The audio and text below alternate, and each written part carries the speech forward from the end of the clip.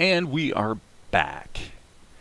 And while our earlier excursion into the wonderful world of vector levels for ink and paint could be truly called a fail, not necessarily an epic fail, but a fail nonetheless, now I think we shall move forward, simply capitalizing on that which we can be pretty confident will work reasonably well, instead of fiddling around with those things that probably are going to backfire in various ways.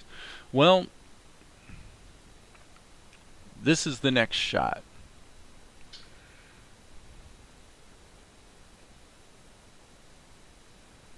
So let's just rock and roll. I think just because it's nothing but fun, what I will do is, yeah, let's pull up 530. Boom, boom, boom. Where is it? 530. I think that's it. Okay. So the prince says, you will show respect. I have spoken. Okay. Does 530 have the looking down? I think it does. It does, actually. So this is good. Alright, so we can pop up out of this, and let's save this immediately as 535. Save scene as 535. So I guess from what I'm seeing, we're not going to have tons of novel stuff in this. This is going to be pretty pedestrian, I think. Just slamming forward and getting her done, because I'm using hey Darren, I'm using largely assets that were already created earlier. There's just no good reason to reinvent the wheel. And so other than his angry eyes and the lip sync, basically all the components of this shot are already created. So yeah, what's up? What's up is my earlier session today was all about vectors, and I really thought it was going to go better than it did. I thought, I suppose the big deal buster was the fill operations. The fill operations and the gap closer, as it pertains to vector levels, is still pretty sketchy. Very usable for lots of things, but for me, the way I work, pretty much a waste of time, just because using smart raster levels and the new gap closing features really work well. So let's just stick with what works, right?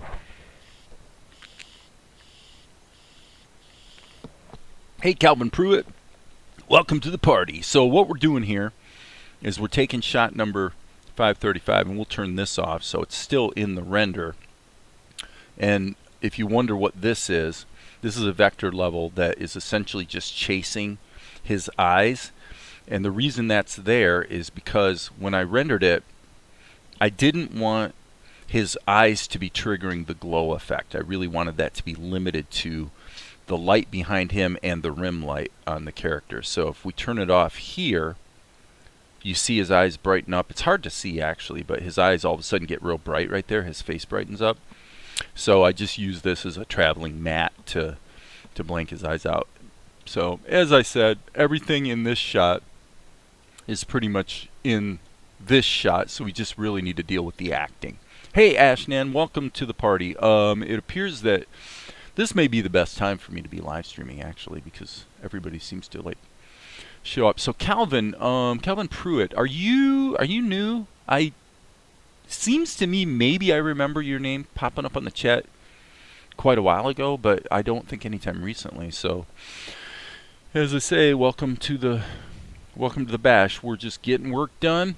We're at the place where at this point we've got to finish episode 2 of Salt and Light requires still another 6 minutes and 20 seconds roughly of stuff being animated. So that's what we're going to do. Just got back home from work, so I missed your early stream. Yeah, I mean, to a degree, I would say you didn't miss much. I think if somebody wants to go through and exhaustively see how I'm going to just pragmatically forge ahead with a vector level for ink and paint specifically and see how that goes. And it's probably a little painful because you've got about an hour there that ultimately I had to scrap it, you know, and that's a drag. And it's the kind of thing that I typically would get off of the live stream and say, you know what, I'm just going to delete the video, because who wants to watch you work with the tool for an hour and then decide, yeah, it's not really going to work. It's the kind of thing that Valerie would say, no, leave it on there, leave it on there, because it's good theoretically for people to see the failures. So, you know, I see it from both angles. I think it's true. So anyway, I would expect this to go a little smoother, largely because, again, the assets are already created, so we just have to kind of rearrange some things and move them in a different order. So but I still haven't gone back to Krita in like over a week, so we're definitely getting good progress here within the limits of Tahoma. So a real quick recap of what probably the centerpiece of the current workflow is this. What I'm doing now is this level here is actually a sub-scene. So this column contains, if you will, this scene, and then this column contains this scene. So I'm working up and then working out, you might say. So the bottom level is my character with his shadows, and then any stuff that's going to be animated sort of locally to the character, typically eyes. Sometimes it's limbs moving around, but usually it's going to be eyes and mouth, you know, for dialogue. So that's what these levels are. So you're basically constructing your character, going up a level, marrying it to the plastic tool so that you can get some secondary animation, and then taking that whole collection and popping it up to the highest level where it gets comped against the background, and typically maybe a gradient to sort of affect the coloration of the shot and whatnot. So it's a 2 to 3 layered approach, or leveled approach, I guess you might say. So you saw the first okay, so I have to say kudos to Calvin Pruitt, because Calvin Pruitt actually suffered through the vector level live stream and actually came back with Calvin saying this is the first live stream he caught. So I'm sorry, I misinterpreted that. I thought he meant the first live stream today I caught it, which is, I'm sure, not what he meant. So anyway, it's just time to get busy here and actually get some work done. So anyway, what the prince does is he gets ticked. If we look at this, I'll go ahead and, yeah, this is at full resolution. So she made some comment about his clothes. She's really getting irritated with him here. So you got the prince and Tianara, who are pledged to be married to each other, both against their own will. And so so it's like, what? I'm supposed to be impressed with this prince in his fancy clothes, and he's like, what's wrong with my clothes? Well, you have to admit, you do look a little silly. And then he stiffens up, and you will show respect. I've spoken. Okay, so this is a guy who feels very much out of his element, expressing the power that he does in fact have as the prince. So it's like, this is going to be the moment where we firmly establish who's boss here, which, of course, if you know anything about this show that I'm working on, that's probably not going to go over very well with Tianara. I wouldn't expect. So here we go. Oftentimes, if you're cutting from a close-up, so we have a close-up here. We did have the wide shot, and then we're back to here. So we're coming back 3 shots later to this close-up, right? Oftentimes, the way to handle that is to look at what was the last thing the audience saw in the previous shot, and that tends to be the starting point. It's unfortunate, and Darren, you could weigh in on this one, but as far as I know, there's not really a good way to take a whole clip like this and reverse it, which in many cases would be quite useful. Main problem is I think you can reverse your order of images. Let me just see here. Each step, what is it? Reframe, no. Where is the reversal thing? I've hardly ever used it, but there is a way to, there we go. Edit cell numbers. So if we reverse it, the problem is it won't reverse the plastic tool deformation animation. That might be okay. So let's just give this a crack and see what happens. I'm gonna select all of these. I don't know if we can do this, but I'm gonna give it a try. So let's just see what happens if we do a reversal of everything. Okay, that did put you know, I would say we're probably, you know, that might have worked. Let's go over here to the timing and now hit undo and see if, yeah, it actually worked quite well. So, all right, guys, so this is how you reverse everything in your shot. Just grab, well, you know, everything. And edit cell numbers, which is kind of a misnomer. It doesn't really make a lot of sense. But, and now when we reversed it here, okay, I would say that's because of these extra blank frames at the end. So what I really should have done is that. Let's reverse it. And now, one thing that I want to be cautious about is that does reversing the cell numbers actually change anything about the drawings? It doesn't look like it does. So for that reason, I think we're in good shape here. If you collapse all the columns to a subscene, you can reverse those. Oh, does that reverse the plastic tool animation as well? Not that we don't have any here, but okay. So I'm going to hit undo, go up one level, grab all of these. Let's see, he's got the wide eyes, and also here we also have a shot that's broken up into two pieces because I didn't want these frames to be affected by the plastic tool. So one thing I'm wondering is, will it reverse everything including these frames? Let's try that and just see what happens. Okay, it filled it back in. That kind of makes sense, actually. So yes, and so the gap's down here because the whole sequence got reversed. So that's okay. What does that do to the underlying? Control down arrow to the underlying. Okay. Okay. So this is good. Very good suggestion, Darren.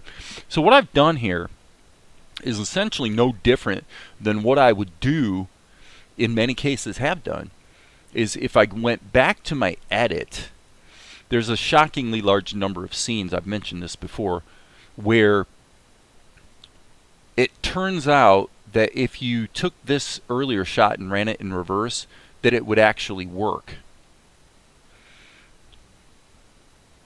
In this case, probably not so well, because I really need to have him going from Mr. Angry Eyes here to this, back up to this, and then maybe we're going to, I don't even think we need to amend this drawing. The truth of the matter is that's about the right expression. So, okay. So for this scene, which, as I said, is 535, okay, why don't we just get rid of this column? We don't need it. And we'll just kind of see how things go. So now these frames are left out.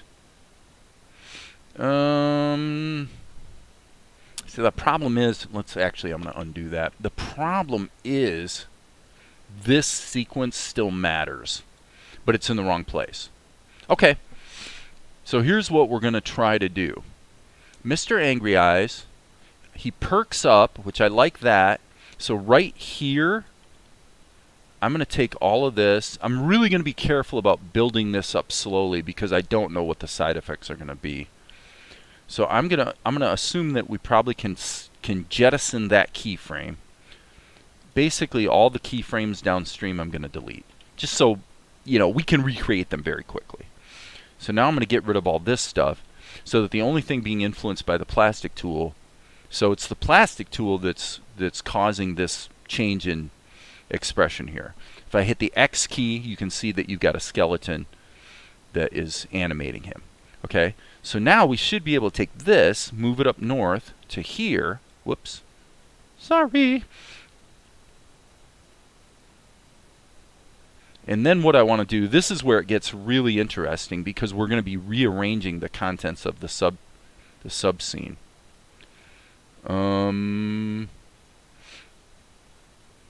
So okay, she's got swans setting up shop. That's cool.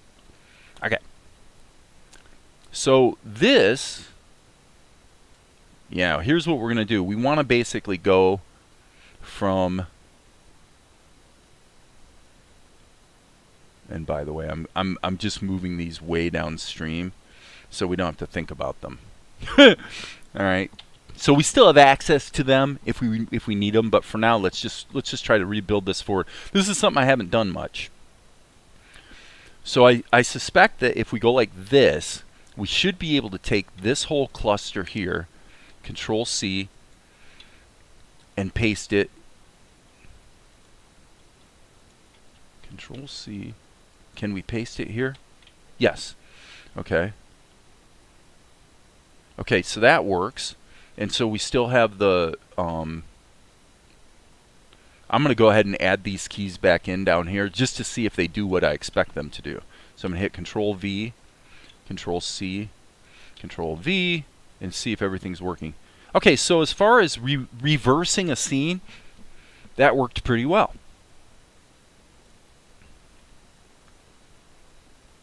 Okay, so now these are constant keys, and basically nothing really changes with the character. So for that reason, we probably could just take this and extend it down and redo the lip sync from scratch. So I'm actually going to delete these two levels. I'm not even going to keep them around, and I'm going to save my work. So he's like,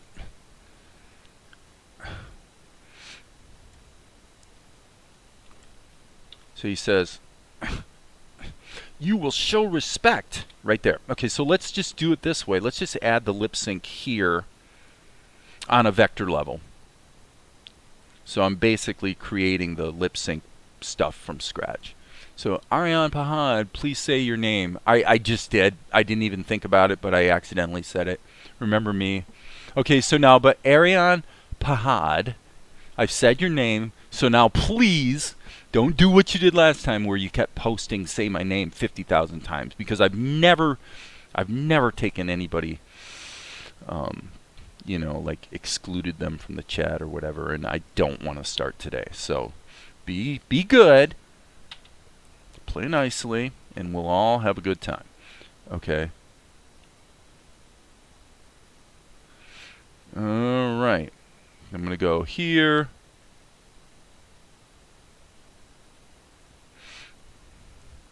All right, I'm going to flip the canvas just so I can make sure. Yeah, that's really not quite wonderful. Let me redo that. Z.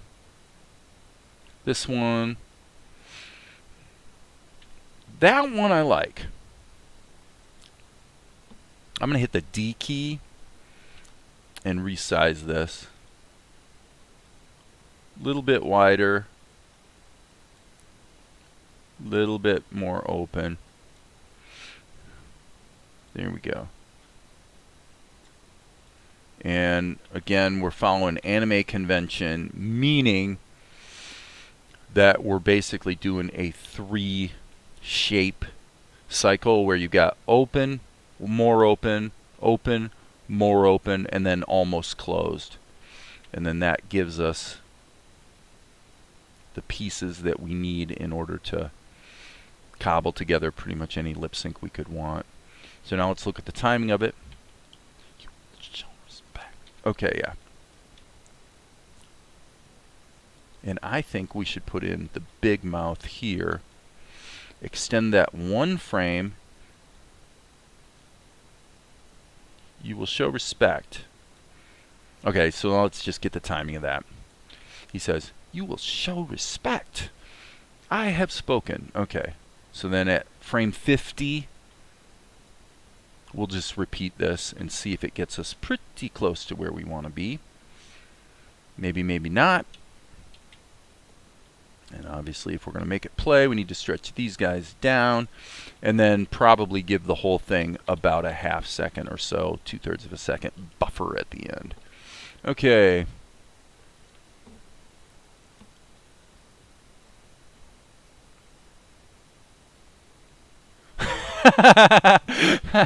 Thank you, Darren. Yeah, the name is BlendedPlanet, but some people know me as Dave. Okay, so we've got a missing frame here. B.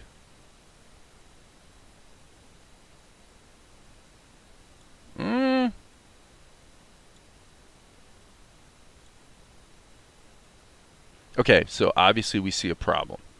And the problem is that our lip sync level needs to be funneled through our plastic tool.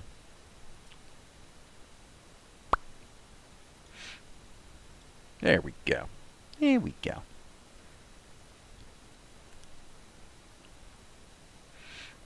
So he says respect. And by the way, obviously, this color is not quite right. So let's just dial that in a bit. Yeah. So Ariane, if you want to refer to me by my first name, you could say Dave. Dave would work. Okay, thanks, man. I appreciate you reading that and seeing what the description is. Okay. Okay, so now this is a risky line right here. I said I was going to do 2 keys. What I meant was here, I'm going to copy this, Control C, Control V, and then on, yeah, come on now. And then on this one, I'm going to go ahead and stretch things. So I'm turning off keep distance. And we'll see if it works. Oh, man. Okay, Darren, here's something new. Unless I'm missing something here. It appears that when I copied and pasted this, initially this is treated like a clone. So it actually affected the other key as well. That's not what I wanted. Okay, and that's a little too exaggerated. Boom. But I like that. I like that. What if show. I'm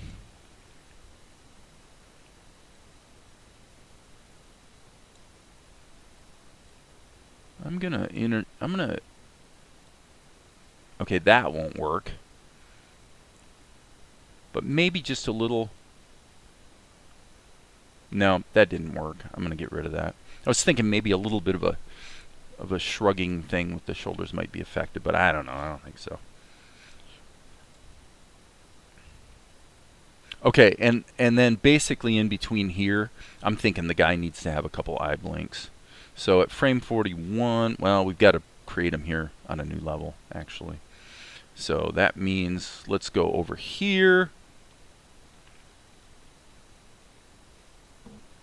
Okay, so now we actually technically have a bit of a problem. The problem is that the shadows, well, this is the type of logistical issues that do come up from time to time. The shadows are baked into the subscene, and that means that they will not be affecting his eyelids. But on the other hand, it looks to me like they're not actually affecting his eyes either. This column should actually be over here. But let's go up here, and because this has been retimed, if I'm going to put in the eyebrows, I pretty much need to put them on a separate level over top. Did I say eyebrows? I meant eyelids.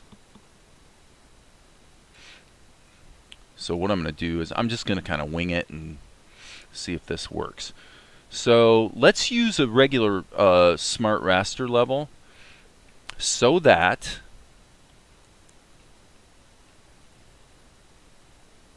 I can actually divvy up the color. I'm actually going to split that like that.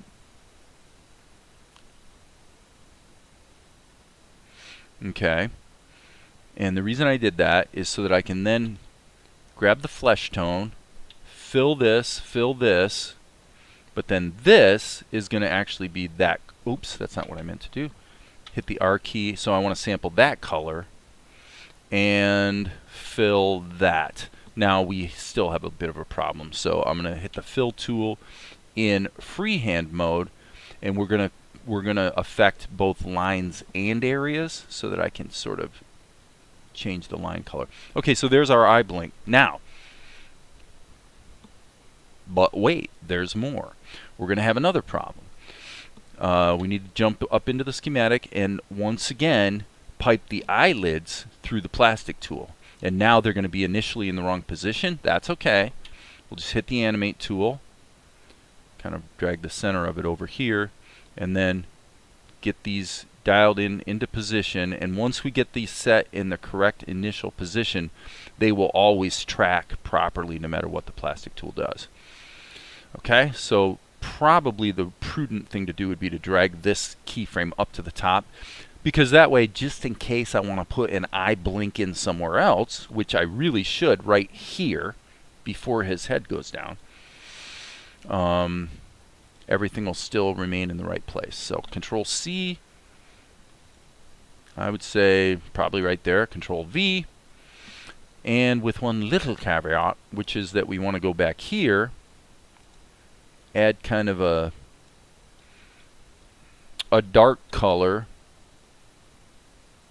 and put the guy's eyelashes back in, which I know that's going to work, so I'm not too worried about it. Now what we'll do is we'll just adjust the color so that it more closely matches all of his other outlines. Yep, there we go. Now there is one problem. It looks like maybe. No, I guess not. I thought maybe we were getting a little bit of a color variation here, but we're not. This is an illusion. If you zoom way out, it looks like the eyelids are the wrong color. If you zoom way in, they're the right color. So what's happening is the green mesh is actually clouding our picture of the colors. Okay. I'm going to say I want this one frame higher. And I'm going to keep going on this same track. I'm kind of liking what I'm seeing here. When you're nervous,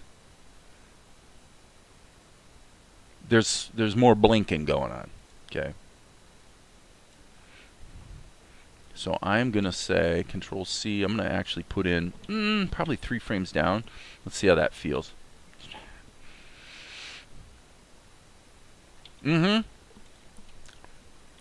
And here, when he says, "I have spoken," kind of feeling that up north one. So, okay, right? So that's feeling pretty good. And I'm kind of also feeling like I want a little bit, let me see. I'm feeling like I want a little bit more of a perk right here. So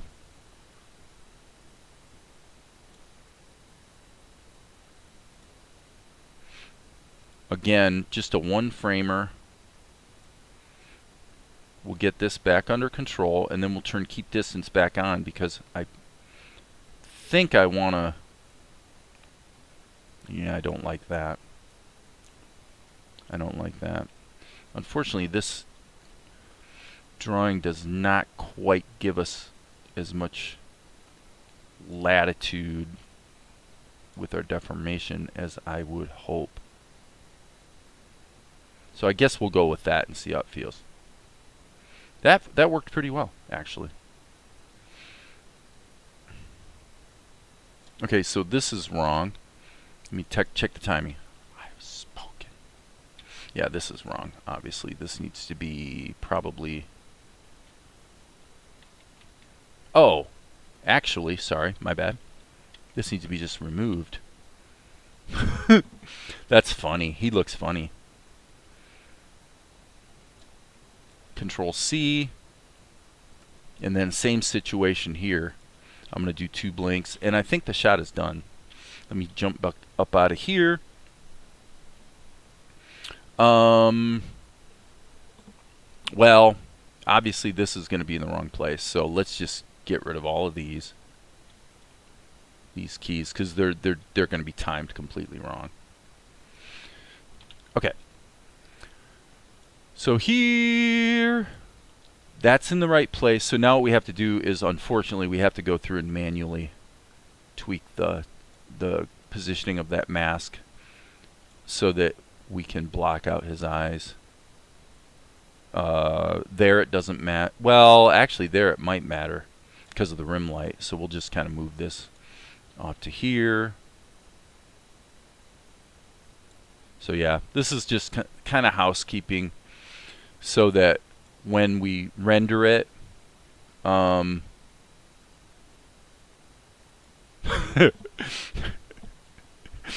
that when we render it, his eyes will completely disappear.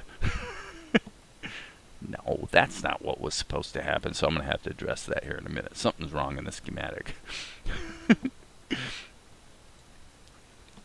But we'll get it. We'll get it. I guess we can fine-tune it. Okay. So now here we need to do some reframing. Reframe that. No, not reframing. I'm sorry. Let's grab this level and resequence it so that it accurate. Yeah, see, there we go. And then we'll stretch this down to here, and we'll stretch this down to here. Like I said, we'll figure out the problem with the eyes here in a minute. So, well, reuse, dudes.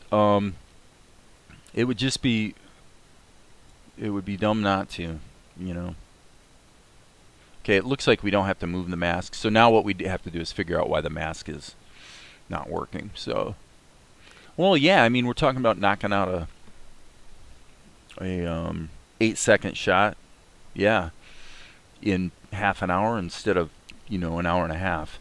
Now, the reality is if there was more drawing involved, it would actually probably be about an hour. So, we don't want to... Yeah, so here's your problem. Signal flow. So it's masking out his eyes in the final render, not oh, I think I know what's going on. No? So let's kill this. Let's bypass the mask. Okay. So if I bypass the mask, that's interesting. His eyes are still masked out. So that means, let me hit undo a couple times here. So that tells me that probably something's wrong in the sub-X sheet. So let's go down one level. Yeah, something's masking out the eyes here. And it probably isn't this level. It's probably on the lowest level. So this might be confusing for some people. In this scene is simple. All the levels are simply being piped into the scene and then to the output. So the problem with the eyes disappearing has got to be down here somewhere. So the eyes are over top. So let's label them so we can see what we're doing in the schematic a little bit better. Character, eyes, mouth, and shadow. Okay, this column can be deleted just for cleanliness. I am going to actually take one moment, open my cast list, my scene cast, and remove all unused levels. I don't know if that has to be done on a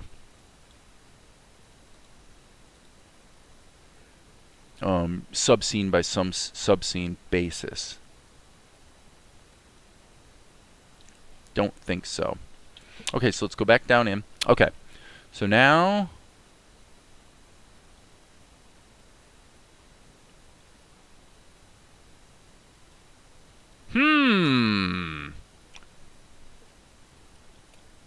okay, this is definitely a little confusing. Probably a good example of, so we're trying to learn what gotchas you're going to bump into if you go ahead and take a subscene and resequence it. And I think I might have hit one of the gotchas. And one of the gotchas is that it's going to be tricky to chase down what the ordering of the actual cells is. So in other words, if I come up here, I'll try to explain this the best I can. If we render it, his eyes have disappeared. Okay, so now this is number 52.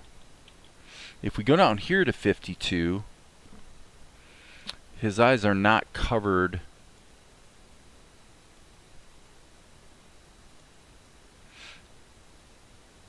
There's the eye blink, and we're not using the eye blink because we obviously decided to put the blink in the other level. So, and by the way, when it renders, we're not seeing the eyes at all. So this is a little strange. Let's look here at what we have going on. Okay, this is interesting. The shadow is multiplied by the character. The mouth and the character, so the mouth and the character are being baked together. The eyes are on top. Here we go.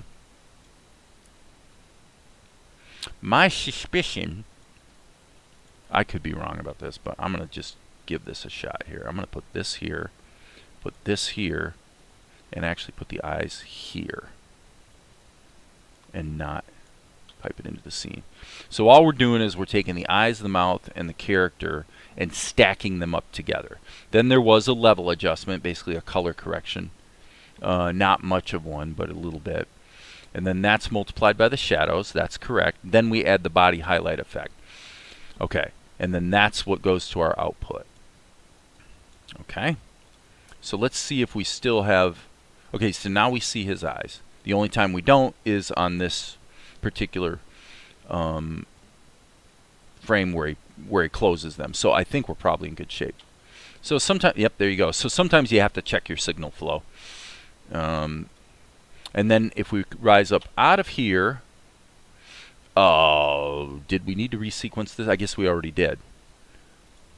So we better save all. Let's look at our render settings after Tahoma's done the sharing. And this is definitely not the right scene. This needs to be 535. Okay, boom, boom. And that's it. Save and render. And we'll cut it into the show and see if we got lucky. Okay. So let's jump to our other screen. I definitely think that the acting was probably about right on this shot. Feeling pretty good about it. Let's go to scene on my other screen. I'm going to 535. There it is. There's the render. It's a 68 frame sequence, which is at 8 frames per second. There it is. We drag it in. We turn off the resampling. And then this next shot should be dragged down here. Yeah, and for this shot, we're going to be reusing, by the way, this shot. We will reuse this shot here. So, which is pretty reasonable. I mean, this is at 740. This is at 817. So, I mean, we haven't seen that shot for like 20 seconds, right? So, it's not like we're going too overboard on the reuse. So, let's just smack this out. Hey, Razla.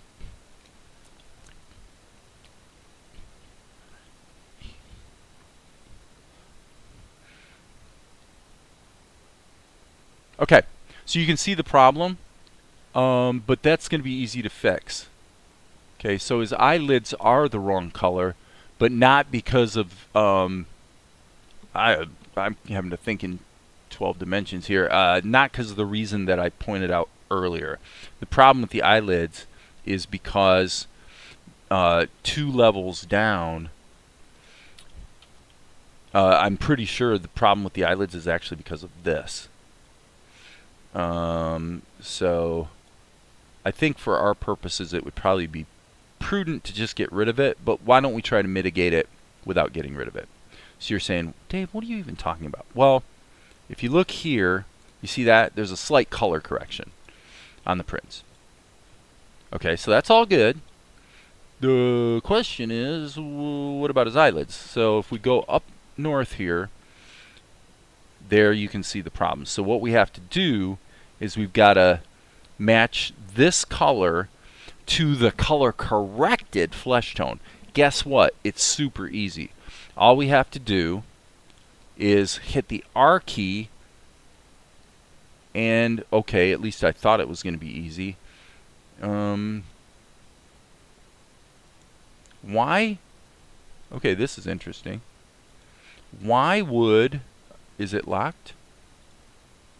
It's not locked. Why would the RGB sample not work on a smart raster level? That's an interesting conundrum. Well, let's see what happens if we just try to change the color this way.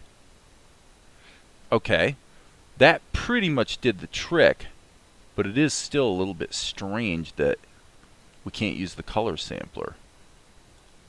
And I'm going to actually use the value adjustment here to dial this in. That is so close that it's close enough for rock and roll. Okay, so that solved it. But I'm a little bit I'm a little gobsmacked on why would you not be able to sample a color here to just, you know, let's go to our stage schematic and I'll show you exactly what the problem is. The problem is that our eyelids are going through the plastic tool and you cannot edit a level as far as drawing or color when it's going through the plastic tool. So now if we hit the R key, we can click and get the exact correct color, and I'll prove it by going like this. That didn't work. Oh wait, yes it did. Okay, so I hit the R key and now I sample that color and it's the exact right color, and then we just go into the schematic and take the eyelids and pipe them back through the plastic tool, and everything's fixed. Except it's not, because lo and behold, I didn't actually correct this color. This should be that shade right there. Anything else? No, I think that did it. So now I hit the schematic. That's one of the little banes of the plastic tool, is if you're going to use the plastic tool for secondary animation, you're going to... now why that's happening? Not a clue. That's weird, because I don't know if I have additional... boy, this is getting sticky.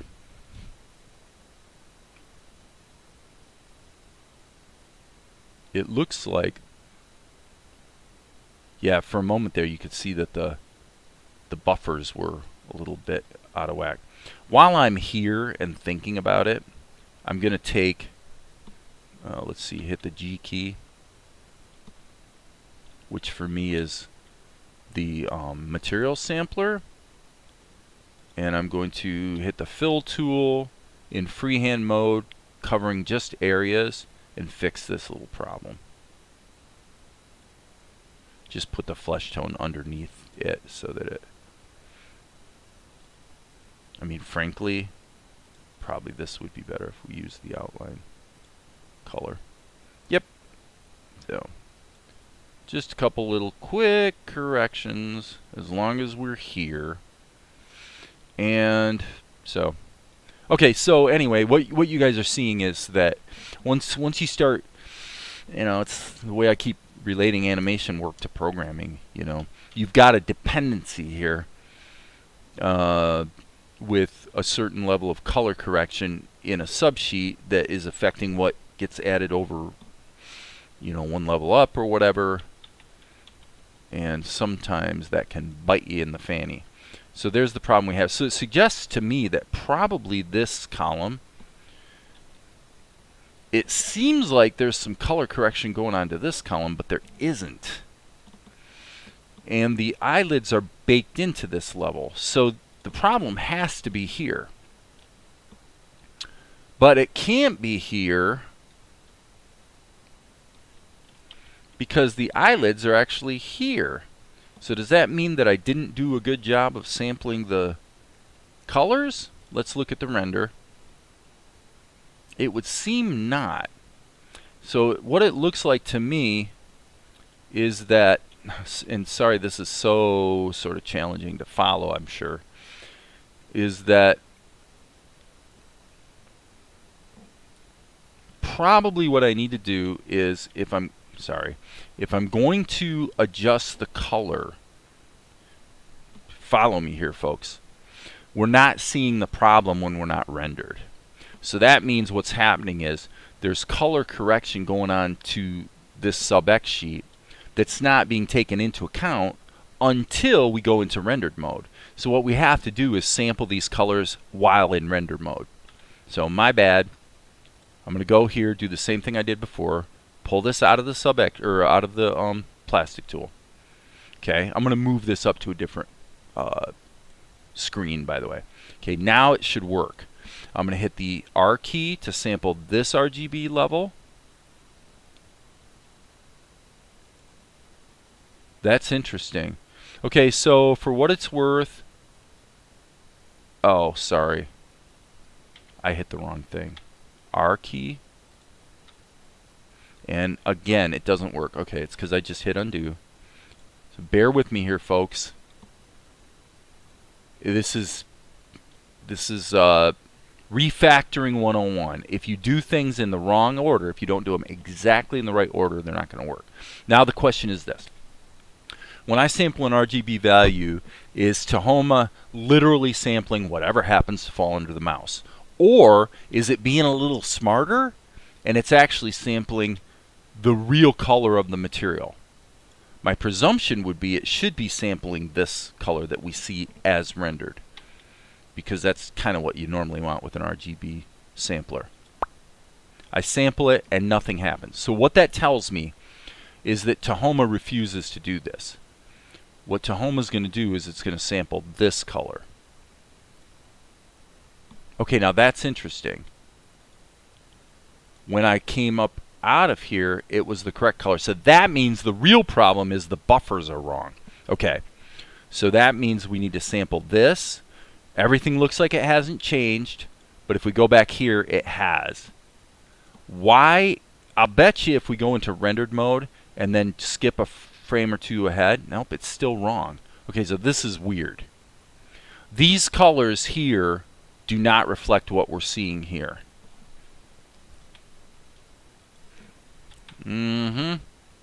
This is data management 101, unfortunately. And it's what happens in an event-driven program when the order in which things update really isn't quite as bulletproof as you thought it was. Now that I piped it back through the plastic tool, it appears that the problem is solved. So that was a hairy one, people. That was a hairy one. All right, so I'm going to hit Control-Shift-R and re-render the scene. And I'll bet you everything's been fixed. Let's find out. You will show respect. I'm spoken. Maybe you talked too much.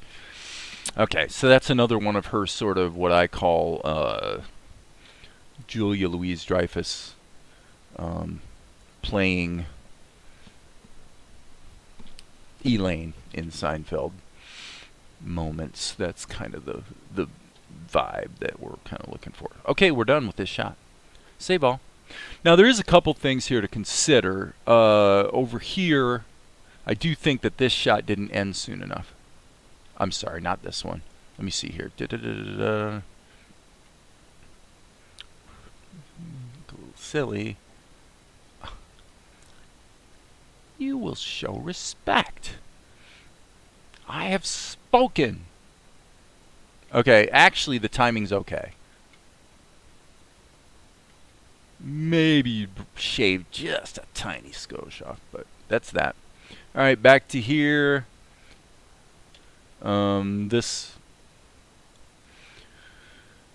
let's just put it this way. If we come back to the close-up, we probably would do well not to repurpose shot number 535, you know, as if I'm going to remember. We probably should go back to the earlier shot, 530, which was before we did the resequencing. So let me just look here. We've only got one more shot. And in that shot, it's pretty much this shot with a really just a little animation on his head and or eyes. He just goes, "Ugh!" and then turns around and leaves the room. So we probably could repurpose 535 for that shot right there. Then he leaves, and then we're back to a lot of action with TNR. So let's do 536 and be done with it. At this point, we've cranked out 11 seconds so far today. Not too shabby. An obvious question one might ask is, why not just do the shot right now and then come back to the TNR shot? Yeah, let's ponder that one for a moment. Well, we've got this expression. I actually think not, because I think I want to draw this by hand. I actually think I want to do a little more animation on this one instead of simply repurposing this shot. So, with that in mind, we go back to Tahoma. We're going to open up 530, what was it, 530? No, 523?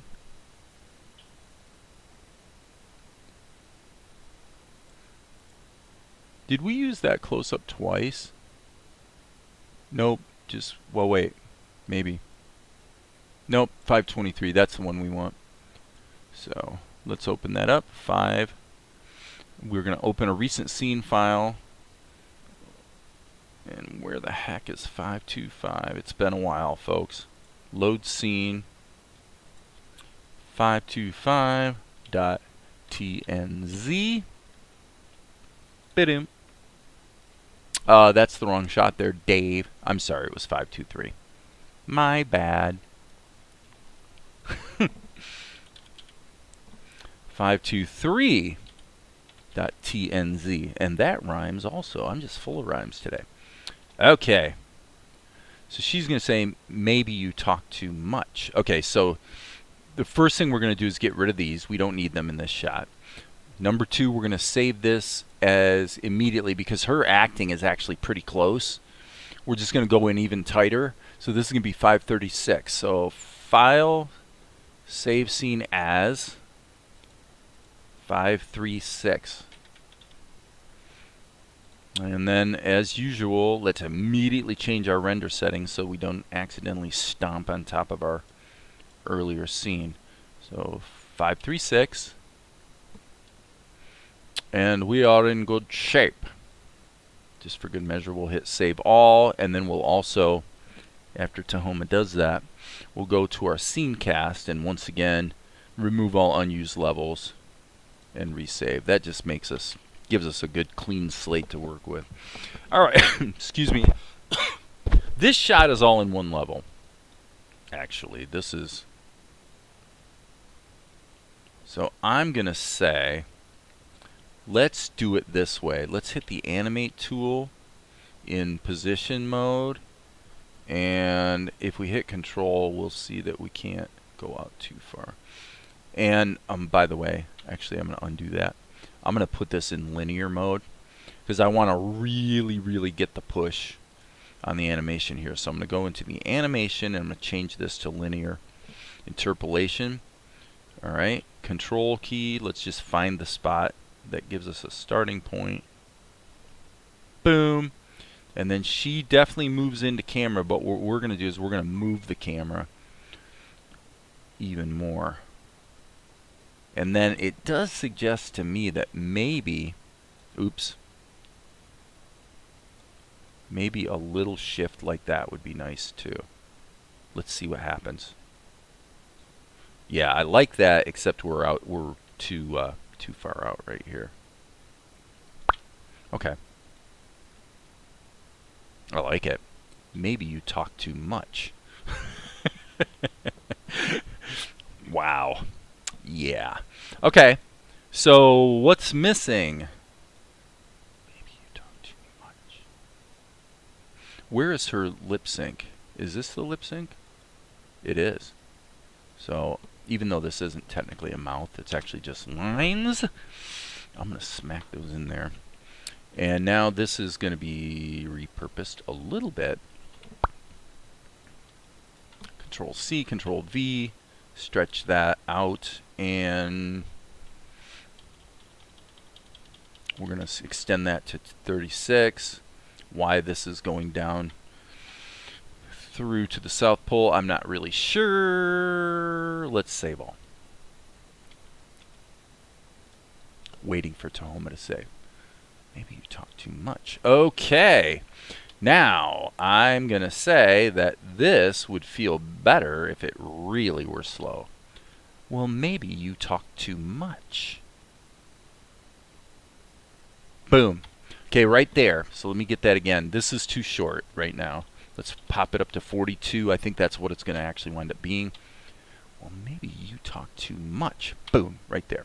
On the word much, so let's say frame 20.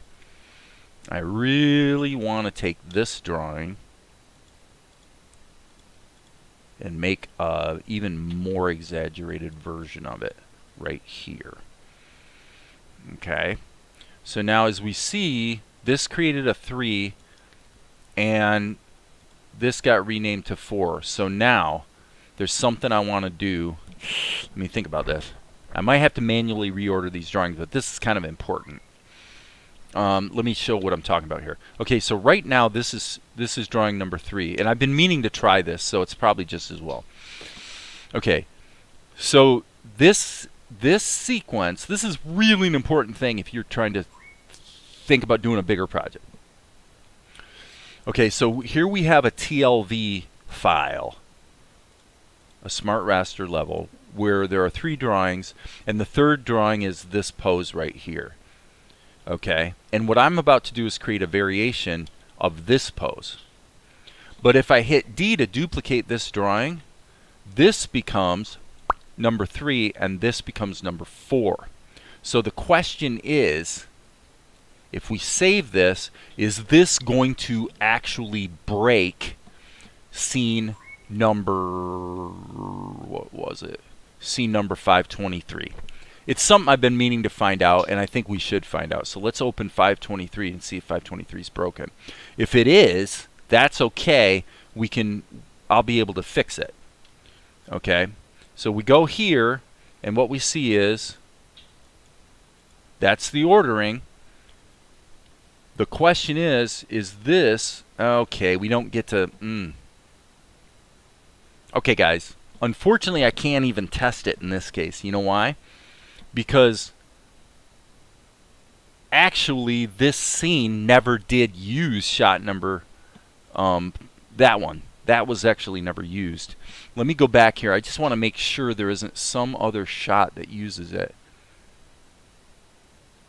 So the short answer is, oh wait, there it is. There it is. It's 526. Okay, so 526 is rendered, so we know what's supposed to happen in 526, so this is good. So it isn't 523 we want, it's 526. I was thinking there was a second shot that used that same stuff, so I'm gonna open up 526, and what we want to find out is 526 damaged because of that additional drawing that got loaded. Okay, there's shot 3, and indeed it is. It's damaged. Okay, so that's not good. This should not be 3, it should be 4.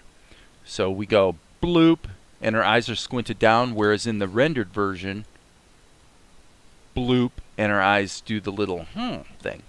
Okay, so that's bad. We can fix it though. Here's how we're going to fix it. Let's go back to, so I hope you guys see the problem here. I talk a lot about repurposing assets, and here's where it will bite you in the hiney if you're not careful. There's a fix though. The fix is quite simple. I'm going to reopen 536.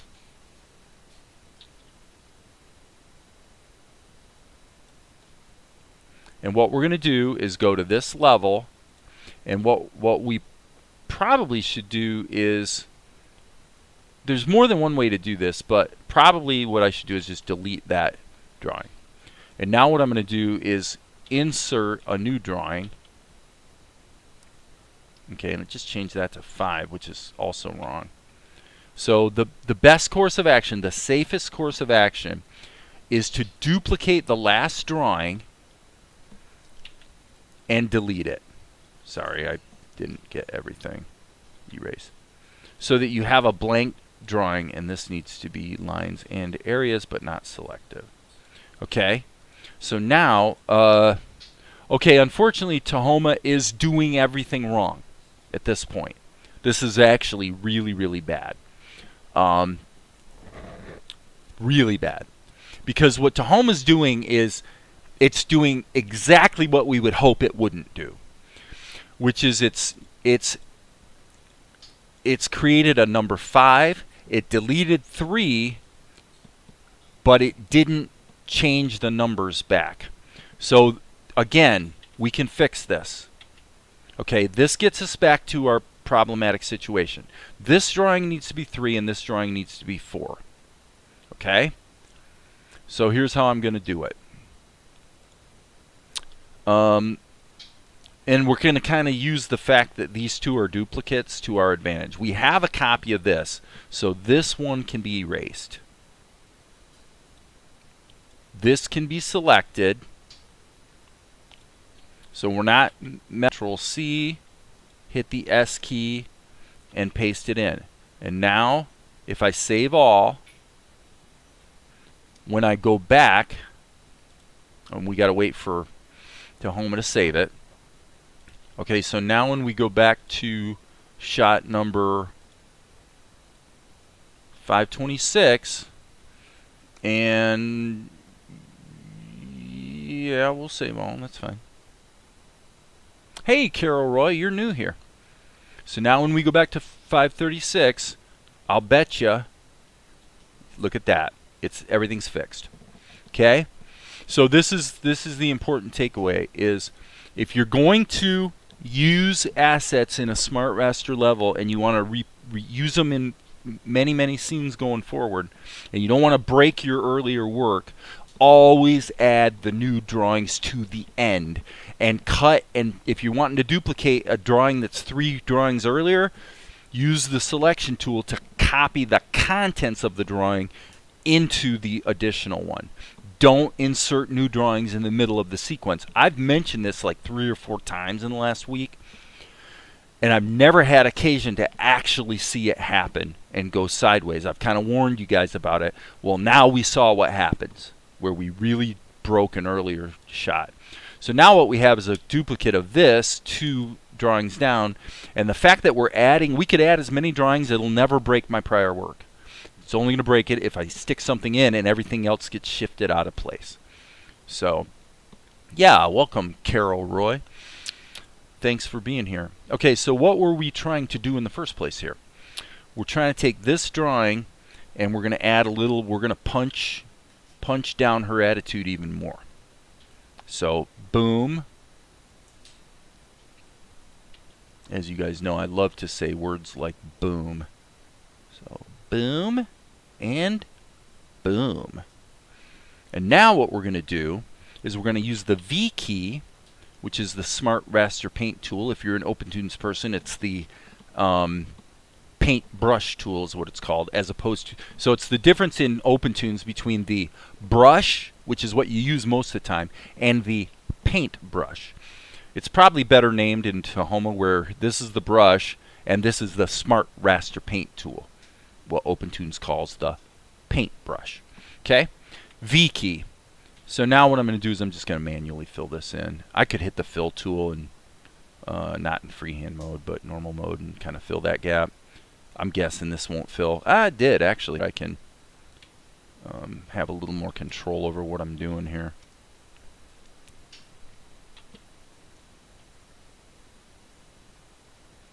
I like that. Her attitude is priceless. So I'm going to leave those lines in there. Now I'm going to reset the rotation, Flip the canvas back. And we do need to paint back in a little bit of that eyelash action. But yeah, there we go.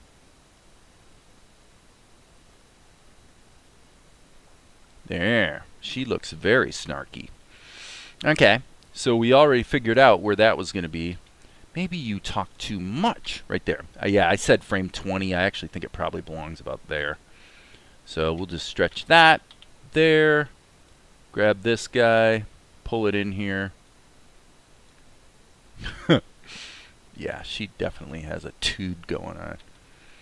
Well, maybe you talk too much. Okay, I still think it's too late. Maybe you talk too much. It's not quite working in concert with the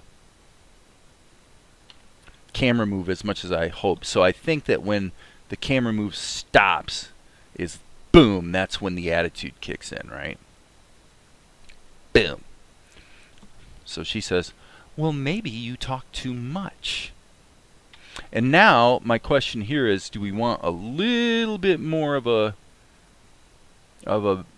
tweak on the plastic tool? So we need to turn this on and say, Except there might be a problem. Because remember, oh boy. Yeah, let's undo that. How did that, what went wrong? Well, oh boy.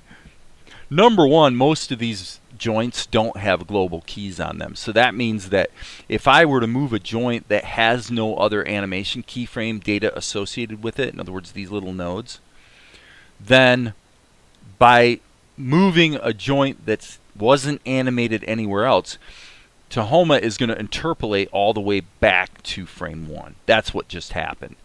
So I want a little more control over my animation, so I'm going to switch this back to constant interpolation. And then also another thing here is I probably want to turn keep distance on. Maybe not. Actually, I think a little bit of a squeak there, and then let's go back one frame. I'll tell you what I'm going to do. I'm actually going to take this keyframe, Control C, Control V,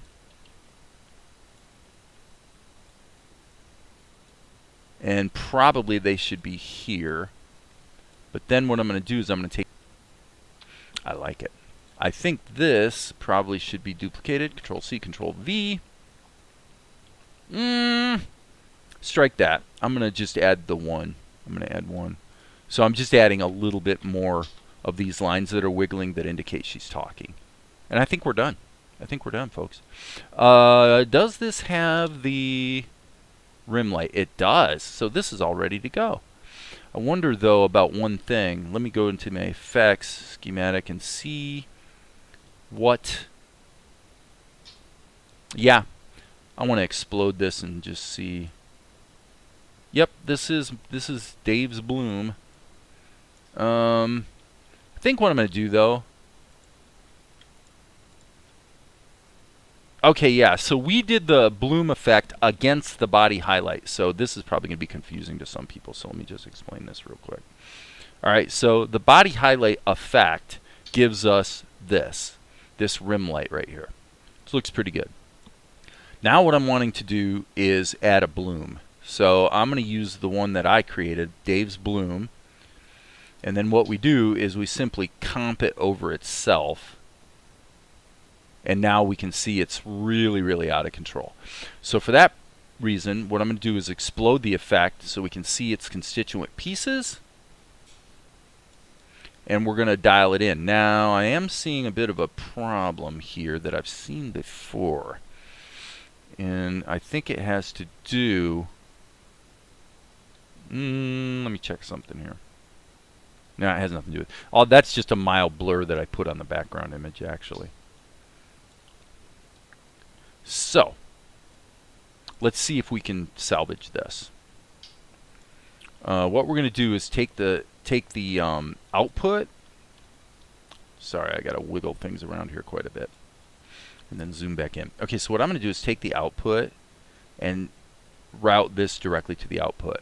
Okay, and this is what we're gonna, this is the mask that's being created by the level adjustment. Okay, so no effect basically looks like that. And what we want to do is we want to see if we can isolate the rim light. Looks like it's going to be tricky. Looks like it's going to be tricky. But we're going to try. So the RGB input, if we push this way up north and now start easing it back until things start to reappear, kind of surprisingly, yeah, unfortunately it's the same problem we had with Vespar. Her eyes are showing up before the rim light. We could possibly mitigate that though. Let's do this. Let's take this back out of the output and let's just look at our rim light first. Okay, so the body highlight effect in this case, let's do this. Let's make this 12 and 12. So we'll make it more of a rim light, and then we'll turn the transparency back down.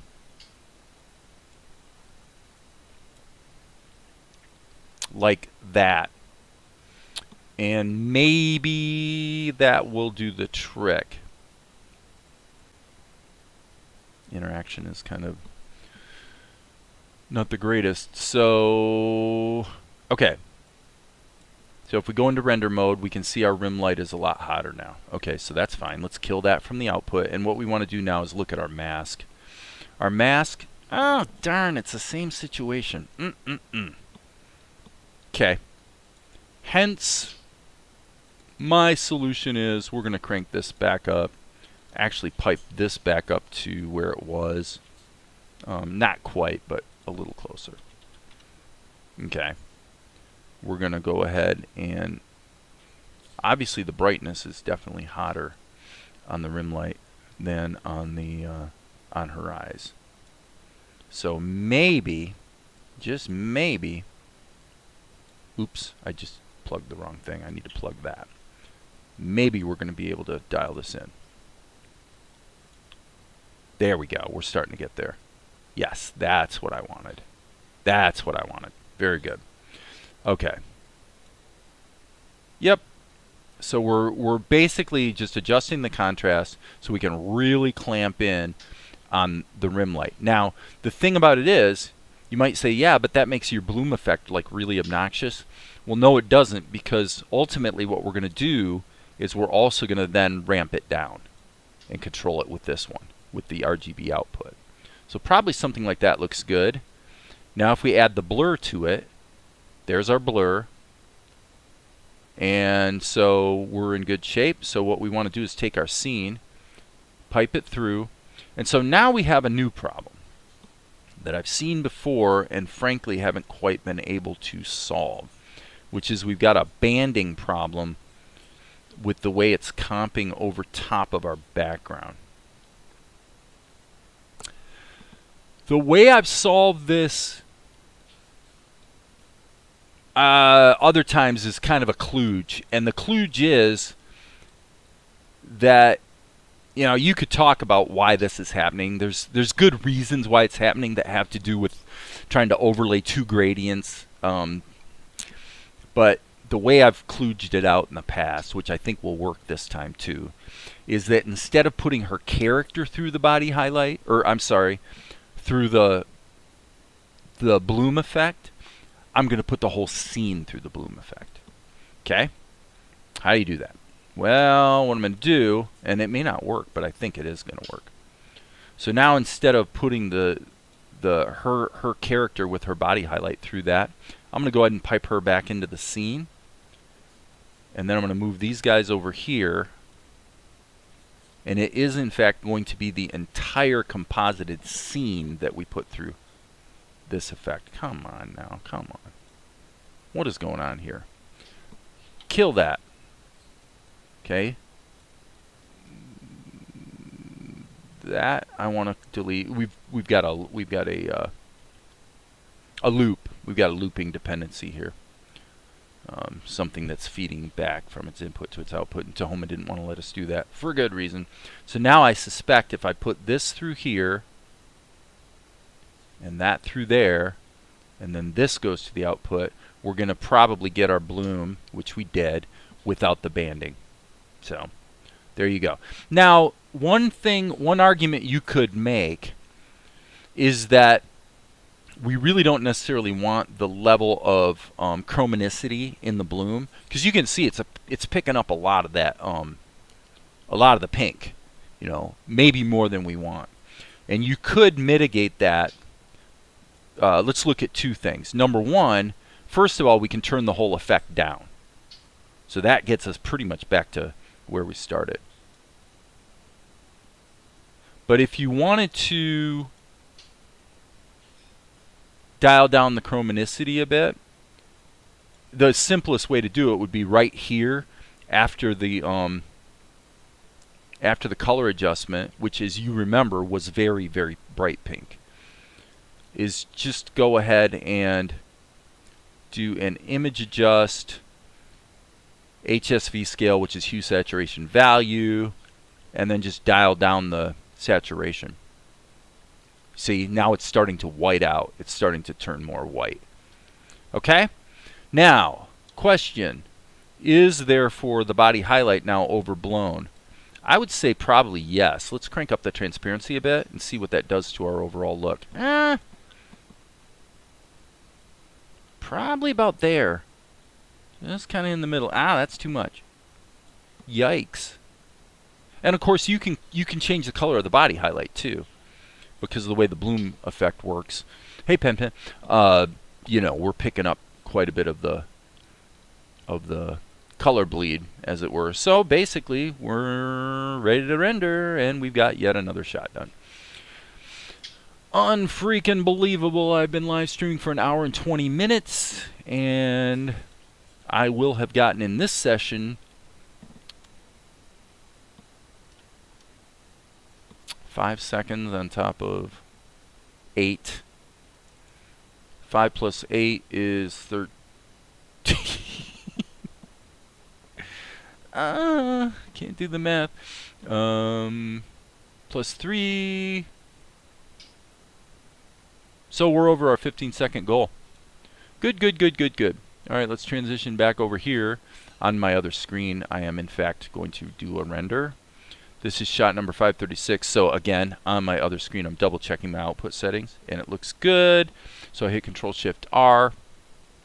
And while that's rendering, I come back over here to Vegas, and let's import scene number 536, which on my other screen, I got my file browser. I'm opening a 40 frame sequence that is to be interpreted as 8 frames per second. Smack that baby into our show. Hit the properties. Boy, I love that expression, man. I sometimes I nail it, people. Sometimes I nail it, and I think I nailed it on this one. So, okay, so let's go back here so you guys can see better what the heck's going on. If we go back to here. So this is a couple shots ago. What's wrong with my clothes? Well, you have to admit, you do look a little ridiculous. You will show respect. I've spoken. Maybe you talk too much. Boy, isn't that sweet? That looks good. That looks good. And then this is, of course, his reaction. So, yeah, I mean, I'm pretty satisfied. I think things are humming along here in a fairly positive direction. Okay, I got to stop my video playback. But boy, oh boy, I love that shot. Now, again, we can pick on Tahoma, but as I've mentioned here a couple times the last few days, if you look really, really closely, you do see some color banding here along this sort of gradient, which is unfortunate, but as near as I can tell at this point, it's something we have to live with. Okay, so there are a couple things I want to fixy poo. In this shot, we fixed, when he bends down like this, you notice we fixed the little bit of a color issue where his his this was not colored in properly. Because we did that and we saved the scene, that should mean that if we go back here to shot number 530, you see we've got a little problem here on his eyebrows. Right there. So if we go back to scene 530 and just simply re-render it, it should fix that problem, because vis-a-vis our discussion about assets that are being used and modified procedurally, we know that those changes are going to magically reappear in shot number 530. So let's pull it up and re-render it so we get rid of that little nasty problem. And we want to save all. And let's find out here in just a moment if we are in fact as lucky as we think we are. Well, let's find out. There he's looking down. Let's hit it in rendered mode and see what we get. And look at that. Everything's fixed. So, happy days. All we have to do is hit Control-Shift-R, and our show is now improved because the problem... I think the background in the woman is very flat. Okay, let me come to that. Let me come back to that. And I assume you're talking about this. I'm gonna, Golden Slime, I am going to... I think I'm going to overrule you on that one. I appreciate the idea, though, the suggestion. This is such a tight close-up that I very much looked at it from the vantage point of I'm using a long lens, so if you're on a full-frame camera, you're probably at about an 80mm lens here, which would put a background that's only a couple... just a very short distance behind her out of focus. So that's what we see here. So I wouldn't call this flat, because we actually have a light gradient even from here down to here. There's a lot of words you could use, but flat probably wouldn't be the word I would use. So we do have a gradient of color, and then we do have the decision that I made to make the background on this tight close-up more flat than normal, just because it's so completely out of focus. So I would say this level of variety. Now, okay, by the way, there's something else I should say about this background painting. There are reasons to think this is incomplete, and there's a few shots here that should be re-rendered, because I think there's some accoutrements that would be hanging from the ceiling that we would actually see in the top. So this background actually does need some work. But as far as the level of tonality, we basically have 3 value levels, and looks pretty good. Here we also have about 3 value levels, but because it's out of focus, they're all blurred together. So I would say on that particular one, I'm gonna overrule and say, you know what, I'm gonna leave that background as it is. Now this is the background I was talking about, which, interestingly enough, it won't do us any good. This is a kind of an interesting thing about procedural workflow, because that seems to be the topic of the day, is if we go down into this, okay, strike what I was saying. This is actually a raster level. I thought I did this with vectors. Interesting.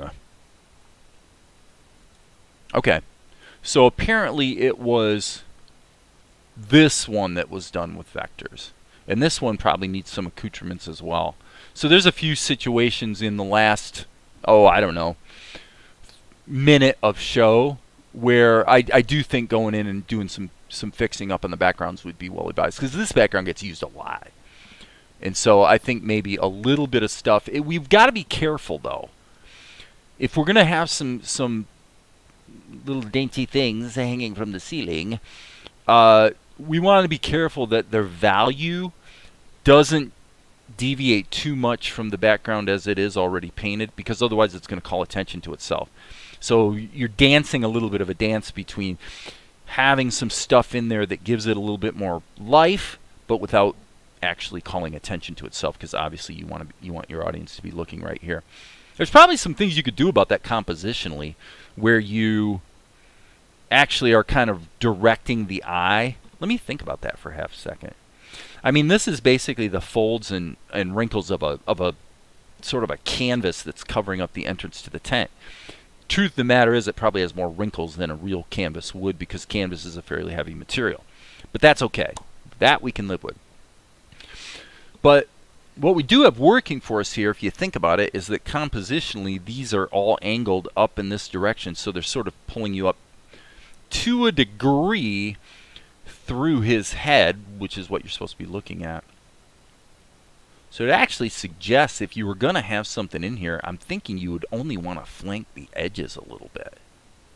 I don't think you'd want too much up here, but I don't know, maybe. It might actually frame it in if you think about it. You know, it's like me right here on my webcam. I'd be kind of framed in like this a little bit. So that's worth a thought. So I'm glad you made me think about that golden slime. Similar problem to staging background characters in a scene. Well, exactly. Yeah, I mean, it's a really easy thing to do, you know, accidentally is, especially with anime. Now, there is a recent scene where I used that sort of conflict to my advantage. And this is probably another shot that one could argue could still use some work because this background is simply posterized, basically. It's blurred a little bit and posterized. So the actual background painting looks more like a painting. And I'm basically not done working with it. But so ignore the background. Ignore the background. But what I did in this shot, which I'll just loop, is, you know, all of the action is the prince talking and kind of waving his hands or whatever. But then you have this loop going on. And so sometimes it's fun to deliberately put a little distraction in there that maybe someone would watch it twice and the second time they watch it they would notice her doing that. I don't know. So, it's just something to think about. It's all good.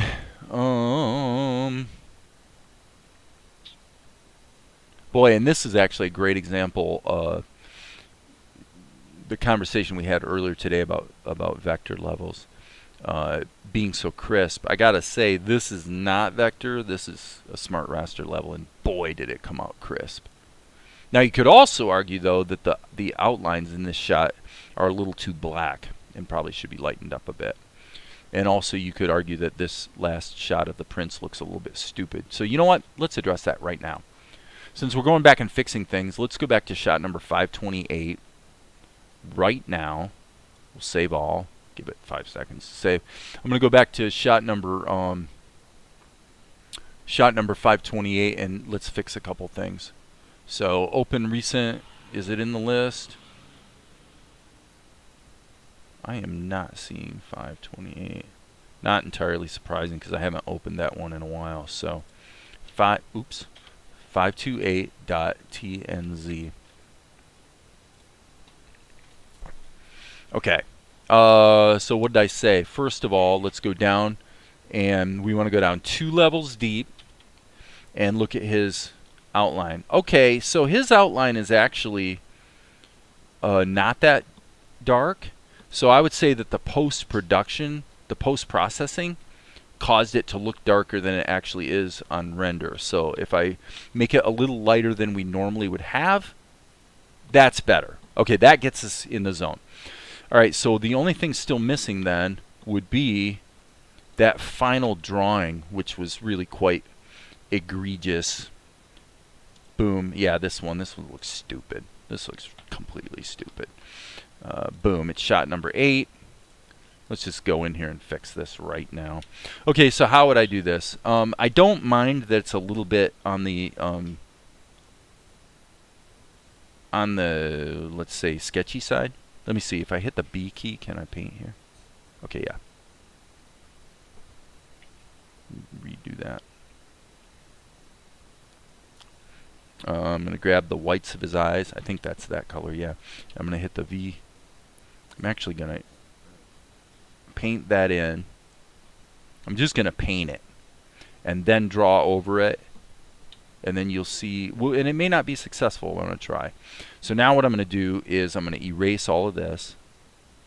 I'm going to hit the selection tool, grab this, Control C, Control V. So now we have a copy. I'm going to bring it over here so I'm not damaging other stuff when I tweak it. Hit the home key and then hit minus. So I'm flipping this And then probably going to shrink it a little bit.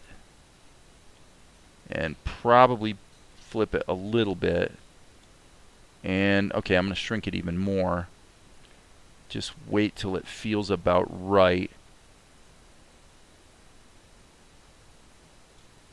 And now let's look at this drawing. Okay, that worked. So I'm going to grab the V key again and just paint this in. And then grab the B key, the regular brush, and go through and tighten this up. It's blurred out a little bit.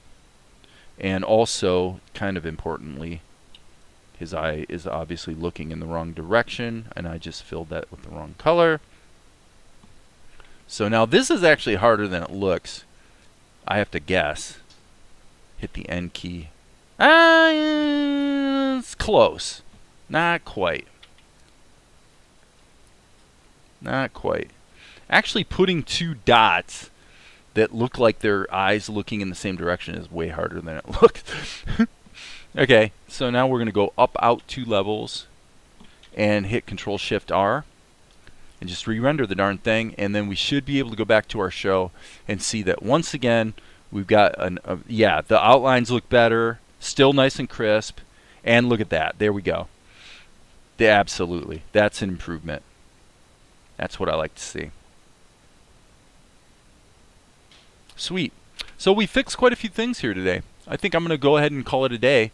I've got 10 concurrent viewers. Thanks everybody for hanging out. I'll try to keep the live streams over the next few days to be more like this one, where we're really on task and on, you know, focused on actually getting work done and solving real world problems. The stream this morning was more exploratory with vector levels. At this point, my final judgment on vector levels in OpenToonz or Tahoma is I'm going to keep using them for background painting, and I'm going to keep using them for shadows. Ink and paint on characters, not going to do it. It's never been a win. So with that, I think I will sign off. And again, thanks everybody for being here. As you guys know, there will be more